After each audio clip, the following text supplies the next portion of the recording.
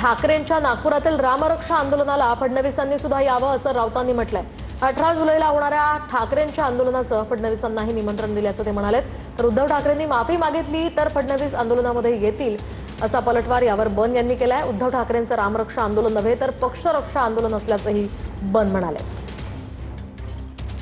फडणवीसजी हे या राज्याचे मुख्यमंत्री आहेत। मला कोणीतरी एक शाळा दाखवली, सरस्वती विद्यालय, ही त्यांची शाळा आहे। आता असं आहे की आम्हालाही आनंद आहे की राज्याच्या मुख्यमंत्र्यांच्या वास्तव्यानं पुनीत झालेल्या या भूमीवर आणि स्वतः देवेंद्र फडणवीस यांनी अयोध्येत राम जन्मभूमी आंदोलनात सभा केली आहे। त्याच्यामुळे ही त्यांच्यासाठी सुद्धा गर्वाची गोष्ट असेल की आम्ही त्या कार्यक्रम घेतोय। आम्ही त्यांनाही आमंत्रित करू। ज्या मंदिराचे ते सदस्य आहे आजीवन होते वडिलांच्या काळामध्ये, म्हणजे काकांसोबत पण हे आम्हाला माहीत असल्यामुळेच आम्ही इथे कार्यक्रम घेत आहोत। बरं, त्यांना आव्हान करा की व्यक्तिशः निमंत्रण देणार आहे काय? व्यक्तिशः देऊ।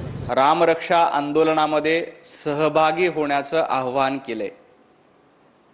माझं संजय राऊत यांना सवाल आहे की ज्या उद्धवजी ठाकरे यांनी जय श्रीराम म्हणजे हरामखोरपणा असं म्हटलं होतं, त्याबद्दल जर उद्धवजी ठाकरे नाक घासून माफी मागणार असतील तर देवाभाऊ देखील रामरक्षा आंदोलनामध्ये सहभागी होतील। उद्धवजी ठाकरे यांचं हे प्रभू रामचंद्राबद्दलचं आंदोलन नाही, हे राम